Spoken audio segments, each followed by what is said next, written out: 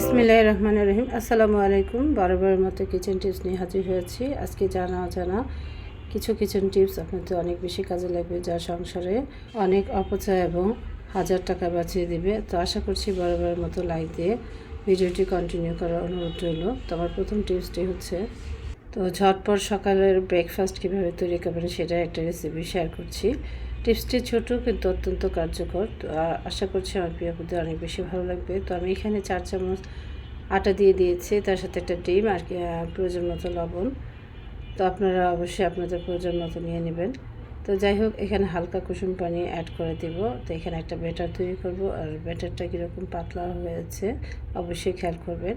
তো এভাবে কনসিস্টেন্টে যদি আপনি একটা ব্যাটার তৈরি করে সকালের ব্রেকফাস্ট রুটি তৈরি করেন, তাহলে কিন্তু খুবই সহজে এবং ঝটপট হয়ে যাবে। তো দেখুন, এখানে ব্যাটারের ঘনত্বটা আপনাদের দেখিয়ে দিচ্ছি। তো যাই হোক, তো ফাইনালি আমি ফ্রাই প্যান বসিয়ে দিয়েছি। একটা রুটি আপনাকে তৈরি করে দেখাচ্ছি কতটা সফট এবং দুর্দান্ত হয়েছে।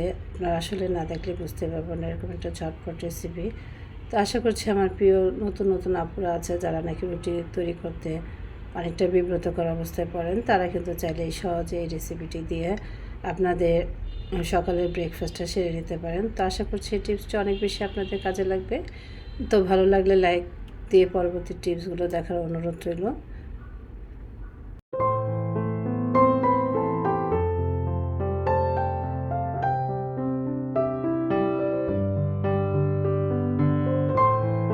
তো ফাইনালি আপনাদের মাঝে খেয়ে শেয়ার করছি কতটা মজার হয়েছে। তো আলহামদুলিল্লাহ, এভাবে চাইলে কিন্তু খুবই সহজ পদ্ধতিতে আপনারা সকালে ব্রেকফাস্টটা তৈরি করতে পারেন। তো আমি চলে যাচ্ছি আমার পরবর্তী আরেকটি দুর্দান্ত টিপসে। তো অবশ্যই আমার প্রিয় আপনারা আমার সাথেই থাকবেন। তো আমার পরবর্তী টিপসটি হচ্ছে, দেখা যায় এখন যেহেতু গ্রীষ্মকাল আর ফলের সিজন, তো বিভিন্ন ধরনের ফল খেলে ঘরে কিন্তু মাছি থাকে। তো এই মাছি থেকে কীভাবে রেহাই পাবেন সেটা একটা ছোট্ট টিপস শেয়ার করছি, আশা করছি অনেক বেশি কাজে লাগবে। তো এখানে হ্যাক্সোসোল নিয়ে নিয়েছি। তো অনেকের বাড়িতে হয়তো থাকতে পারে বা নাও থাকতে পারে, তো আপনারা চাইলে কিন্তু স্যাভলনও নিতে পারেন। তো এই হ্যাক্সোসোল ছিটিয়ে যদি আপনারা রান্নাঘরের যে ডেস্কটপগুলো আছে বা কাউন্টার আছে, সেগুলো কিন্তু আপনারা অনায়াসে পরিষ্কার করে নিতে পারেন। আর চাইলে আপনারা পানিতে স্যাভলন ডিটারজেন্ট হালকা মিশিয়ে এভাবে মুছে নিতে পারেন, তাও হবে। তো এইভাবে করলে মাছি কিন্তু একদমই থাকবে না। তো আমি চলে যাচ্ছি পরবর্তী টিপসে। তো এইটা একটা কার্যকরী একটা টিপস, আপনারা যদি প্রতিদিন সকালে ঘুম থেকে উঠে এভাবে 2 চামচ চিয়া সিড ভিজিয়ে রাখলেন 10 মিনিট রেখে দিয়ে তারপর হালকা কুসুম পানি গ্লাসটিতে ভরে নেবেন। আর এর সাথে কিছু উপকরণ অ্যাড করতে হবে। তো অবশ্যই ধৈর্য সহকারে আমার সাথেই থাকুন। তো এখানে কিন্তু আমি সেজুরটা ভিজিয়ে 10 মিনিট রেখে দিয়েছিলাম, তারপর কুসুম পানি হালকা অ্যাড করে দিলাম। এর সাথে আমি মিশিয়ে দিচ্ছি লেবুর রস। তো আমি কিন্তু এর সাথে অফ ক্যামেরায় মধু মিশিয়ে দিয়েছি, তো আপনারা কিন্তু মধু অ্যাড করবেন। আর এখানে 1 ফালি লেবুর রস দিয়ে দিচ্ছি। এটা কিন্তু একটা দারুণ ম্যাজিক্যাল ড্রিঙ্কস। এটা খেলে কিন্তু শরীরে যে চর্বি অথবা গ্যাস আছে সেটাও কিন্তু দূর হয়ে যাবে। আর সাথে অবশ্যই অ্যাড করতে হবে আদার রস। তো আমি এখানে 1 ফালি আদা নিয়ে নিয়েছি, এটাকে হালকা করে থেতু করে নিলাম। এই রসটা এই ড্রিঙ্কসের সাথে আমি অ্যাড করে দিব। তো অবশ্যই এইভাবে কিন্তু করে খাবেন। খেলে কিন্তু সকালে খালি পেটে এটা যদি খান, তাহলে আপনাদের আর চর্বি অথবা গ্যাস্ট্রিকের যে সমস্যা সেটা কিন্তু একদমই থাকবে না। টিপসটি অত্যন্ত চমৎকার, আশা করছি ভালো লেগেছে। তো আমি চলে যাচ্ছি আমার পরবর্তী আরেকটি টিপসে। তো এটা হচ্ছে একটা ক্লিনিং টিপস। তো অনেক সময় দেখা যায় আমাদের ওয়াশরুম অথবা বেসিনে যে আয়নাগুলো থাকে সেগুলো কিন্তু ছোপ দাগ পড়ে যায়। তো এই ছোপ দাগ কীভাবে আপনারা অতি সহজে এবং কষ্ট ছাড়া উঠিয়ে ফেলবেন সেটা টিপসই শেয়ার করব। তো এখানে আমি 1 ফালি লেবুতে কিছু লবণ দিয়ে দিয়েছি, আর এটা দিয়ে ভালো করে কষে নিয়েছি। তো চাইলে আপনারা একটু ডিটারজেন্ট দিয়ে এটা করে নিতে পারেন, ডিটারজেন্ট, লেবু আর লবণ। এটাও কিন্তু খুবই চমৎকারভাবে পরিষ্কার হয়। তো দেখুন, ফাইনালি একটু দেখিয়ে দিচ্ছি। আর সাথে অবশ্যই পেপার দিয়ে এটাকে পরিষ্কার করে মুছে নেবেন। তো এইভাবে করলে কিন্তু আপনাদের যে ওয়াশরুমের আয়নাগুলো আছে এই ছোপ দাগ একদমই থাকবে না। তো টিপসটি ছোটো, আশা করছি ভালো লেগেছে।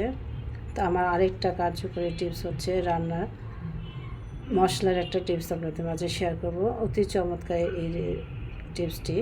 তো এখানে আমি কিছু আদা রসুন, তার সাথে প্রয়োজনীয় যে মশলা আমরা খাই রেগুলার মশলা, সেটা অ্যাড করে দিলাম, আর সামান্য তেল আর একটু লবণ দিয়ে দিলাম। আর এর সাথে যেটা অ্যাড করতে হবে হালকা গরম পানি।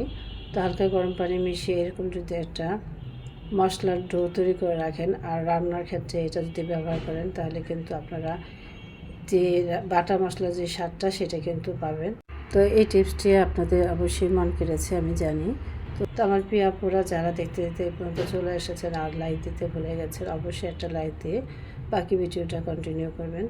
তো আমার পরবর্তী টিপসটি কিন্তু আরও বেশি চমৎকার। আমরা অনেক সময় দেখা যায় যে অনেক দিন হয়ে যায় মাছ মাংস ফ্রিজে থেকে যায় বা ভুলে যায়, অথবা দেখা যায় যে কুরবানির যে মাংসগুলো অনেক দিন হয়ে যায়, খেতে কিন্তু ভালো লাগে না। তো কীভাবে ফ্রেশ একটা ভাব আনতে পারেন সেই টিপসটি শেয়ার করব। তো এইখানে আমি লবণ আর লেবুর রস দিয়ে মাছ অথবা মাংসটা ভেজে রাখবো। তারপরে কিন্তু আমি এটা রান্না করলে কিন্তু একদমই যে একটা ব্যাড স্মেল আছে সেটা থাকবে না, আর ফ্রেশ লাগবে, খেতেও কিন্তু দুর্দান্ত হবে। তো আশা করছি এই টিপসটি আপনাদের অনেক বেশি কাজে লাগবে। তো আমার এই টিপসটি হচ্ছে কর্মজীবী এবং নতুন গৃহিণীদের জন্য, যারা নাকি পেঁয়াজ ছিলতে গেলে চোখের পানি নাকের পানি এক করে ফেলেন। তো আমার প্রিয় আপুরা যারা নতুন আছো, তারা তোমরা চাইলে কিন্তু এই যে পেঁয়াজগুলো এভাবে পানিতে ভিজিয়ে তার সাথে বরফের কিছু কুচি দিয়ে দিতে পারো। কিছুক্ষণ রেখে যদি পেঁয়াজটাকে 2 ভাগ করে নাও, তারপরে ছেলে নিতে পারবে খুব সহজেই। আর এই টিপসগুলো কিন্তু ফলো করলে তোমরা সহজেই পেঁয়াজগুলো কেটে নিতে পারবে, আর চোখ তো জ্বালা করবে না। তোমাদের সময়টা কিন্তু অনেকটা বেঁচে যাবে। যারা কর্মজীবী আপুরা আছেন তারা কিন্তু চাইলে এই টিপসটি ফলো করতে পারেন, এতে কিন্তু সময় এবং কষ্ট দুইটাই বেঁচে যাবে। আর পেঁয়াজের এই পানিটা গাছে গুঁড়ে দিলে গাছের সার হিসেবে কাজে লাগবে। তো এভাবে কিন্তু পেঁয়াজ আপনারা খুব সহজেই ছিলে নিতে পারবেন এবং কেটেও নিতে পারবেন। তো আশা করছি টিপসগুলো আপনাদের অনেক বেশি ভালো লেগেছে। তো আজকে এই জানা অজানা কিচেন টিপসগুলো কেমন লেগেছে অবশ্যই কমেন্টে জানাতে পারেন।